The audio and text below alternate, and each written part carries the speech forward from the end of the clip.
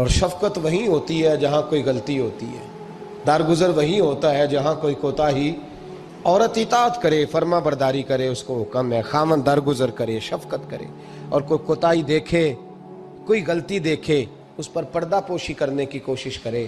یاد رکھیں اعلیٰ حضرت فاضل بریلوی رحمۃ اللہ علیہ فرماتے ہیں جو مردان خدا ہیں، جو اللہ کے بندے ہیں، جو مردان خدا ہیں، فرمایا ان کا طریقہ تو یہ ہے کہ وہ اپنے گھر والوں کی بڑی بڑی غلطیاں معاف کرتے ہیں، بڑی بڑی کوتاہیاں، بڑی بڑی۔ حضرت ابو الحسن رحمۃ اللہ تعالی علیہ، جناب ابو الحسن خرقانی بہت بڑے درویش صوفی گزرے اور صاحب بصیرت اور زندہ اور بیدار مغز صوفی تھے، صرف ہو والے صوفی نہیں تھے۔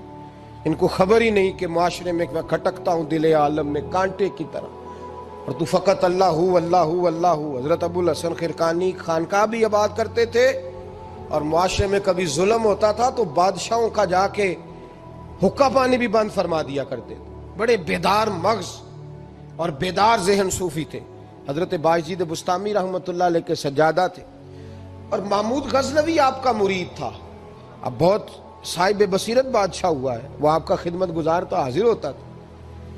محمود غزنوی کہتے ہیں جب میں پہلے دن گیا تو بابا جی مجھے اٹھ کے نہیں ملے، بیٹھے بیٹھے سلام کیا، واپس آنے لگا تو مجھے چھوڑنے آئے میری سواری تک۔ تو میں نے کہا حضرت جی جب آیا تھا تو پوچھا بھی نہیں اور اب چھوڑنے آ گئے؟ تو فرمانے لگے جب تو آیا تھا تیرے اندر تکبر تھا، تو کہتا تھا مولوی بادشاہوں کو اٹھ کے ملتے ہیں اس لیے نہیں ملا، اور اب تو سوچ رہا ہے کہ نہیں سارے مولوی ایک طرح کے نہیں ہوتے، اس لیے میں تیری عزت دینا تیرے لیے ضروری سمجھا ہے، اس لیے تجھے چھوڑنے آیا ہوں۔ حضرت ابو الحسن بڑے صاحب بصیرت آدمی۔ ایک آدمی یمن سے آیا کئی 100 کلومیٹر کا سفر طے کر کے ملنے، اس نے دروازے پہ دستک دی، حضرت کے گھر کے دروازے، بادشاہ کے پیر ہیں۔ اندر سے بی بی صاحبہ بولی کون ہے دروازے پہ؟ فرمایا میں یمن سے آیا ہوں یا مصر سے آیا ہوں، بڑی دور سے ملاقات کرنی ہے۔ حضرت صاحب کدھر ہیں؟ تو بی بی کہنے لگی تجھے بھی کوئی کام نہیں جس طرح اسے کوئی کام نہیں، تو بھی فارغ ہے اس کی طرح، بس یہی اللہ اللہ یہی ڈیوٹی ہے تیری بھی۔ میں نے کہا یار اتنا بڑا صوفی اور گھر میں اس کا کیا حال ہے، وہ بات کرنے والی؟ تو میں نے کہا جناب حضرت کدھر ہیں؟ تو کہنے لگی وہ کوئی جنگل میں بیٹھا اللہ اللہ کر رہا ہوگا، نہ بچوں کی فکر نہ گھر بار کی فکر، مسئلوں سے بھی پیٹ بھرتے ہیں کبھی، ادھر بیٹھا ہوگا، جا ملنا ہے تو تو بھی چلا جا، دوبارہ دروازے پہ دستک نہ دینا خبردار۔ کہتے ہیں میرے وہ جو میں ایک ذائچہ بنا کے آیا تھا نا اللہ کے ولی کا، وہ میرا سارا ہی ٹوٹ گیا۔ میں نے کہا کچھ نہیں یار، جس کا گھر حال نہیں تو باہر کیا ہوگا، اندر ہی کوئی طبیعت نہیں۔ لوگ فٹافٹ اعتراض کرتے ہیں، کہتے ہیں صاحب فلاں بندے کو نہیں صحیح کر سکے تو، حالانکہ یہ بات اور ہے، یہ پہلو اور ہے۔ نوح علیہ السلام کی بیوی اگر کافر رہ جائے، بیٹا اگر غیر مسلم رہ جائے تو یہ حکمت الہی ہوتی ہے، یہ اللہ پاک کی حکمت ہوتی ہے، حکمت ہوتی ہے۔ اس میں پیغمبر کی تبلیغ میں کوئی اعتراض نہیں کیا جا سکتا۔ اس نے کہا جنگل میں ہوں گے تو بھی چلا جا۔ کہتے ہیں وہ جو میرے ذہن میں ان کا زاویہ تھا، وہ جو ایک شخصیت کا روپ میں بنا کے وہ تو نکل گیا، لیکن میں نے کہا چل اتنی دور سے آیا ہوں بابے سے میل ہی لیتا ہوں، شام ہو گئی ہے رات بھی رہنا ہے۔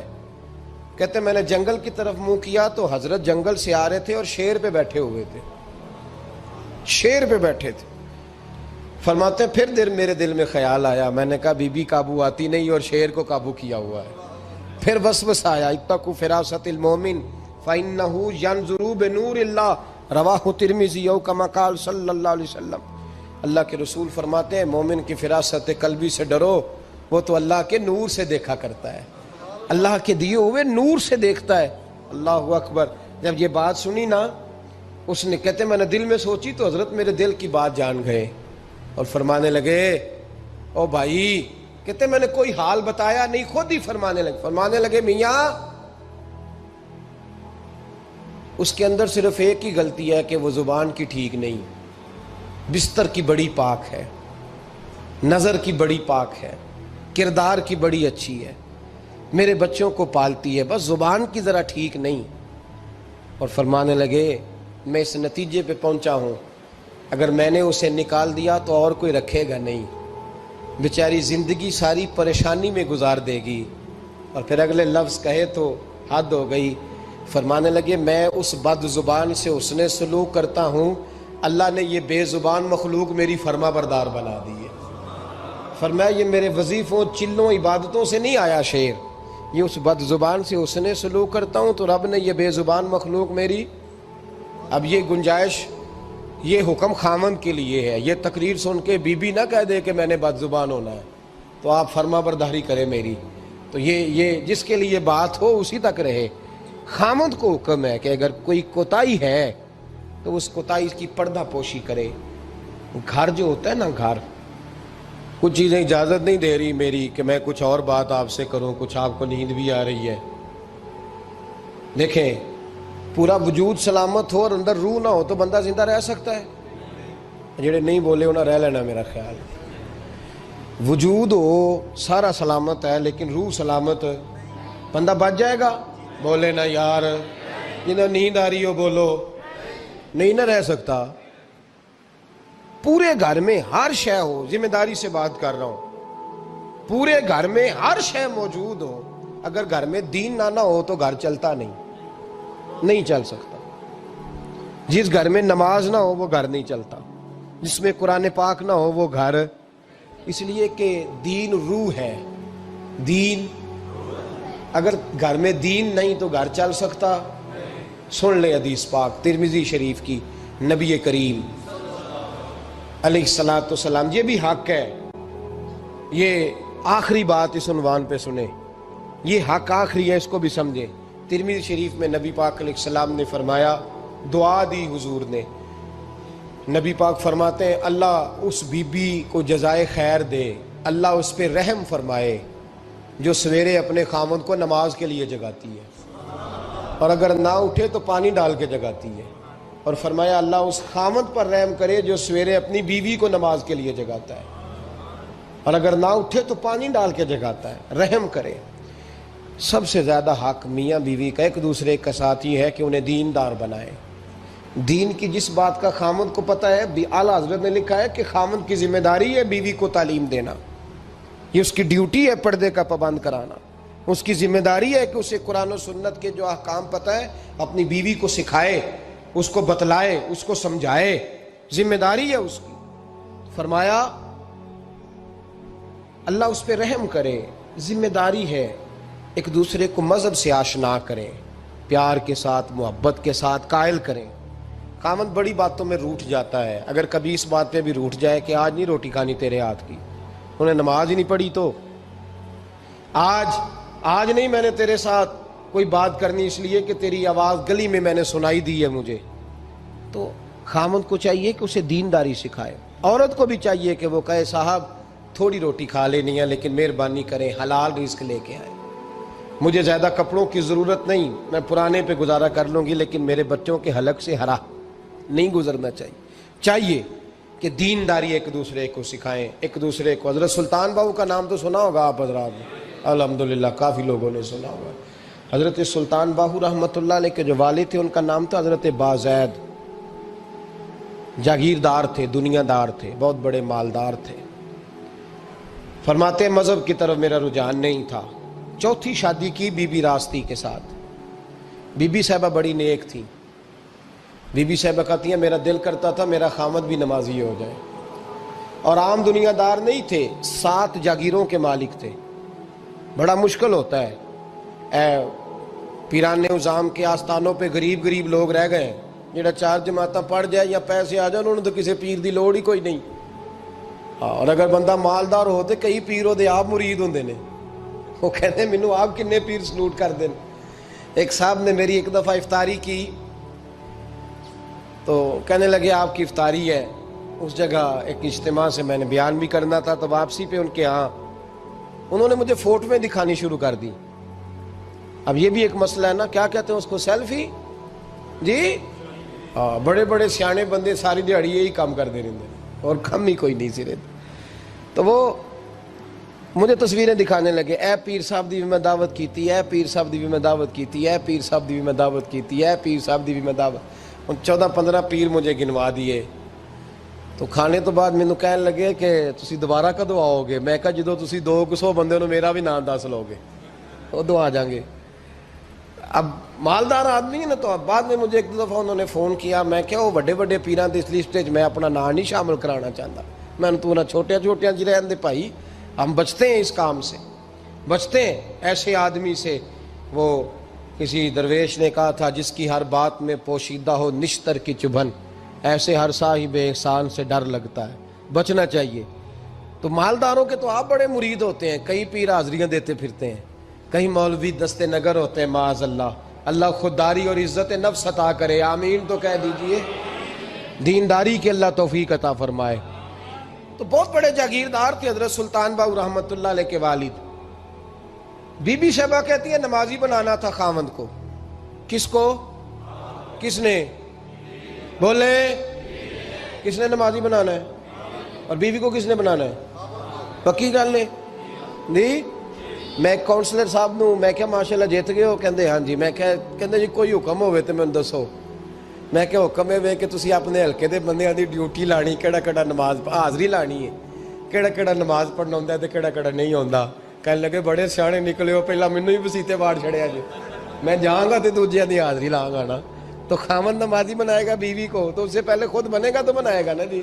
جی تو اگر خاوند کہہ دے تو پڑھیا کر، میرے پیچھے نہ لگی، تو کتنی جنی کو تو پڑھنی اونی میں پڑھنی ہے نا۔ تو میں آج میں ایک دوست کو کہہ رہا تھا، میں کہہ رہا تھا بچے وہ کام نہیں کرتے جو آپ کہتے ہیں، اور میں نے جمعے میں بھی کہا تھا بچے وہ کرتے ہیں جو ہمارا عمل دیکھ کے بچے چلتے ہیں، صرف بات پہ عمل نہیں کرتے۔ بی بی راستی کہتی ہے میں نے ٹھان لی کہ میں نے اس جگیردار کو، وڈیرے کو، اس موٹے بڑے چودھری کو میں نے نمازی بنانا اور بنا کے دکھانا ہے نمازی۔ بی بی صاحبہ کہتی ہیں کہ وہ جس خاتون کی بھی باری ہوتی تھی، 4 بیویاں ہوتی تھیں، وہ اس کا حق ادا کرتے تو بعد میں اپنی خوابگاہ میں جا کے آرام کرتے۔ ان کا جو خادم تھا، ملازم، وہ رات کو دودھ کا پیالہ انہیں دینے جاتا تھا، سونے سے پہلے ان کے پاس دودھ کا پیالہ پہنچتا تھا۔ تو بی بی صاحبہ کہتی ہیں میں نے رات کو ملازم سے کہا دودھ دینے تو نہیں جائے گا، میں جاؤں گی۔ کہ میں آدھی رات کو دودھ کا پیالہ لے کے حاضر ہوئی۔ تو کیسے آئی؟ میں نے کہا بی بی ہوں، آ گئی ہوں، تو اب مہربانی کریں۔ میں نے کہا اگر اجازت دیں تو آپ کے پیر نہ دبا دوں؟ چل دبا دے۔ بی بی کہتی ہیں پیر دباتے دباتے میں نے کہا اگر اجازت دیں تو صبح نماز کے لیے جگا دوں؟ یہ نماز کی تبلیغ ہو رہی ہے۔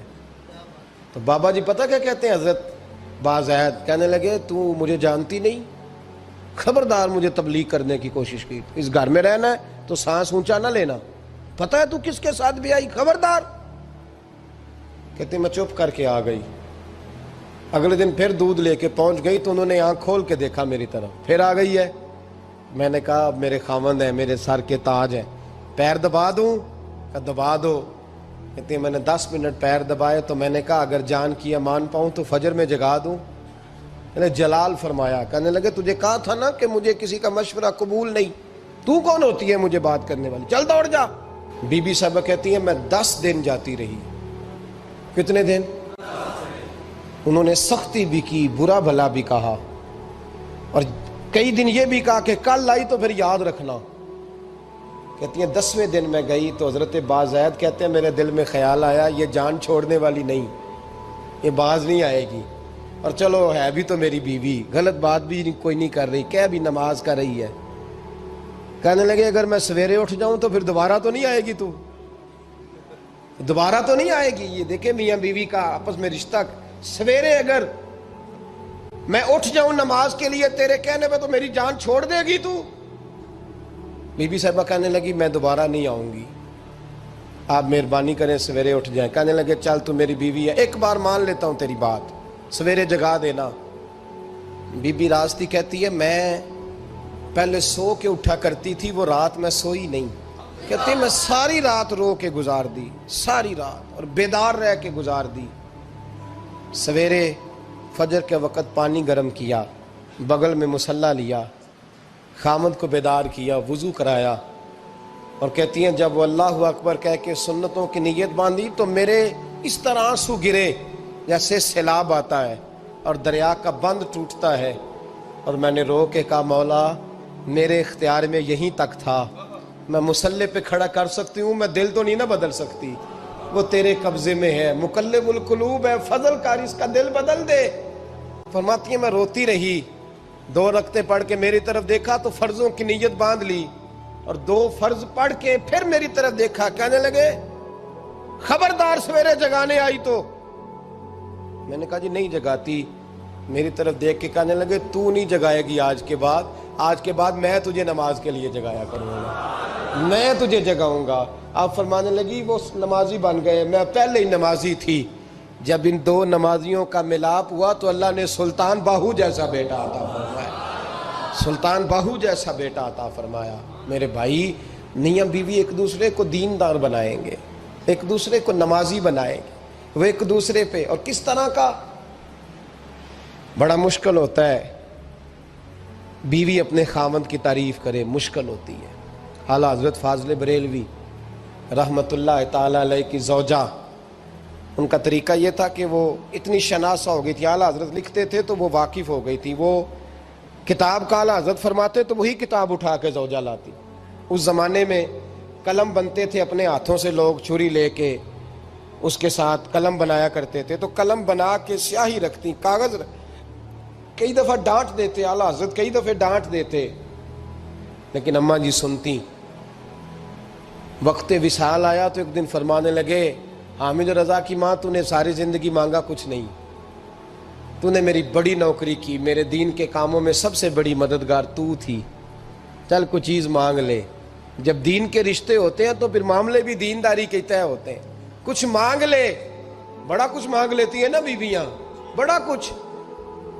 اعلیٰ حضرت کی زوجہ کیا کہتی ہیں میں نے آپ کو صبح و شام دیکھا ہے، میں نے آپ کے دکھ سکھ دیکھے، خوشی غمی میں آپ کا رویہ دیکھا ہے، میں نے آپ کو ہمیشہ دیندار اور پرہیزگار پایا ہے، اگر مجھے کچھ دینا ہے تو ہاتھ اٹھا کے میری بخشش کی دعا کر دیں، اور اگر صبح قیامت مجھے ضرورت پڑی تو میری سفارش کر دیں گے۔ اعلیٰ حضرت رو پڑے، یہ دینداری کے رشتے ہیں، رو پڑے۔ فرمانے لگے تیرے ساتھ وعدہ ہے، مصطفیٰ کریم صلی اللہ علیہ وسلم کے صدقے احمد رضا جب جنت میں جائیں گے تو تجھے ساتھ لے کے جنت میں جائیں گے، ساتھ لے کے جائیں گے۔ تو بھائی دینداری بنائیں، ہن لباس لکم وانتم لباس لہن، وہ تمہارا لباس ہے اور ان کا لباس ہو۔ رمضان شریف آ رہا ہے، ارادہ کر لیں کہ تراویحیں ساری جماعت کے ساتھ پڑھنی ہے، پڑھیں گے انشاءاللہ تعالی۔ نوجوانوں سے میری گزارش ہے، جوان بچوں سے، ضروری کوئی مذہبی چیز آپ نے دیکھنی ہو، سننی سنانی ہو تو ٹھیک ہے، ورنہ رمضان میں موبائل استعمال نہ کریں، مہربانی فرمائیں، ارادہ کریں۔ اگر کبھی مجبوری بن جائے نا تو ہسپتالوں میں بھی 2 گھنٹے بندے کو ایک ٹانگ پہ کھڑے ہونے پڑ جاتا ہے، پاسپورٹ کے دفتر لوگ کھڑے رہتے ہیں، شناختی کارڈ کے دفتر کھڑے رہتے ہیں۔ ارادہ کرو قرآن پاک سننے کا، اور مسجد میں حاضر ہو کے با جماعت 20 تراویحیں پوری پڑھو، اور عشاء سے پہلے آؤ، سنتیں ادا کر کے مسجد میں نماز پڑھو۔ روزہ کوئی شیطانی وسوسہ قریب نہ آنے دو، روزے رکھنے ہیں اور انشاءاللہ رکھنے ہیں، پورے رکھنے۔ مزدور آدمی جو مزدور ہے وہ کہتا ہے میں مزدور ہوں، میں کیسے رکھوں؟ او خدا کے بندے، رب تعالیٰ نے تیرے اوپر فرض کیے ہیں، وہ کہتا ہے میں وہ چیز فرض کرتا ہی نہیں جو تو اٹھا نہ سکے، اس کو پتا تھا ہم رکھ لیں گے تبھی فرض کیے نا۔ اور مزدور کو تو اللہ اجر بھی زیادہ عطا کرتا ہے، کسی وسوسے پہ نہ لگے۔ اور قرآن، یہ 2 باتیں ہو گئی، روزہ اور تراویح۔ اور تیسرا، دن کے 2 حصے کریں، جو وقت بچ جائے اس کے 2 حصے کریں، آدھے حصے میں قرآن پاک پڑھنا ہے اور آدھے حصے میں درود و سلام پڑھنا ہے، یہ وظیفے پکے کر لیں۔ اور جو لوگ غریبوں کی مدد کرتے ہیں، مسکینوں کی، یتیموں کی، ان سے میری گزارش ہے کہ وہ مہربانی کریں تو 1 رمضان کو لوگوں کے ساتھ تعاون کریں۔ کس تاریخ کو جی؟ بولے قاری صاحب نے سوٹ کدن دیں دے ہو جی، تاکہ کوئی درزی سی کے نہ دے وے، ایک ادھر پاہ نہ لے وے سوٹ، مولوی بھی نواں، یہ ساڈا مولوی یہ تے پرانے دی چنگا لگتا ہے، اور پہلے دے میاں یہ کام بھی پہلے کریں تاکہ وہ سلا لیں اور سلا کے پہن لیں۔ میری باتوں کی سمجھ آ رہی ہے آپ حضرات کو؟ غریب کے ساتھ، مسکین کے ساتھ، جس کے ساتھ بھی کو تعاون کرنا ہے وہ پہلے کریں، پہلے اپنے بچوں کے کپڑے بعد میں، اور غریبوں کے بچوں کو پہلے، تاکہ وہ شریک ہو، رمضان میں شریک ہو، کسی کو سودا پہلے دیں، جو پہلے کرنے کے کام ہیں ان کو پہلے کریں، مہربانی فرمائیں۔ رمضان کی نیت کریں، ارادہ کریں، اپنے اندر ذوق پیدا کریں۔ میں نے اپنے دوستوں کو کل سبق دیا ہے کہ کام مجبوری سے بھی ہو جاتا ہے اور شوق سے بھی، لیکن مجبوری سے کرنے سے مزہ نہیں آتا. شوق سے کریں تو مزہ ہی آ جاتا ہے. مزہ نہیں، مزہ ہی آ جاتا ہے. تو کام کریں گے لطف آئے گا آپ کو روزے رکھنے کا، عبادت کرنے کا، لیکن لطف کے ساتھ کریں. اللہ اللہ اللہ اللہ اوکھے پینڈے لمیاں نے راواں عشق دیاں درد جگر سخت سزاواں عشق دیا درد جگر سخت سزاواں عشق دیا. اللہ اللہ اللہ